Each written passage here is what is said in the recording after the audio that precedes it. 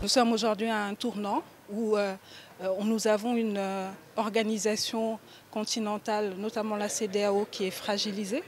Et aujourd'hui, nous avons aussi des revendications souverainistes de part et là.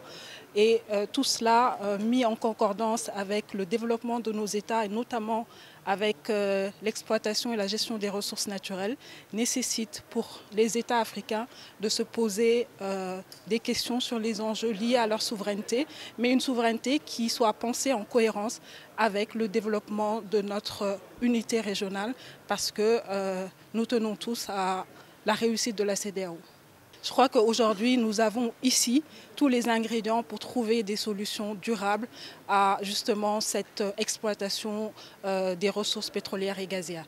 Nous avons la société civile, nous avons les experts en pétrole et gaz, mais nous avons également nos autorités régionales, les autorités issues du gouvernement. Aujourd'hui, pendant ces 2 jours, ce que nous offrons, c'est d'abord un cadre d'échange et de débat. Et je trouve que notre pays a une démarche qui est une démarche de raison, qui est une démarche de prudence, une démarche de précaution. Et le CHEDS, en organisant ce colloque, aide aussi dans cette lancée pour aider justement à faire émerger les idées structurantes qui peuvent nous aider à travailler en cohérence avec toutes les communautés, toutes les parties prenantes sur ces questions-là. Alors il y a un rapport général qui sera produit, qui sera remis aux autorités avec des préconisations concrètes. Et après, je pense qu'il y aura des rencontres B2B entre les autorités qui pourront choisir de mettre en œuvre ces recommandations si elles les jugent pertinentes. C'est une place importante. Dans ce colloque, on a une conférence inaugurale et une plénière. Et la seule plénière, c'est une plénière qui est dédiée au changement climatique. Donc ça montre la place et le rôle qu'on attribue justement à cette question. Aucun développement ne pourra se faire aujourd'hui sans prendre en compte les enjeux liés au changement climatique. Non seulement nous prenons en compte le changement climatique, mais nous prenons également en compte la gestion des ressources naturelles et également la question des migrations, qui sont aussi des enjeux qui pour nous sont corrélés et qui doivent être pensés dans une cohérence globale.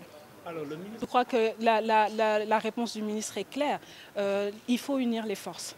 Et je pense que la mission qui est aujourd'hui attribuée au président de la République, c'est de travailler à reconstruire cette unité régionale. Et je pense que notre contribution en tant que membre de la commission scientifique à travers ce colloque, c'est de voir comment est-ce qu'on peut appuyer cette démarche du président de la République, surtout que ça a été dit à l'entame de ce colloque.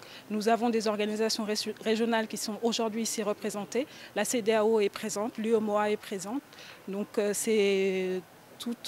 tous les acteurs sont là pour pouvoir donner des solutions concrètes à une unité régionale retrouvée.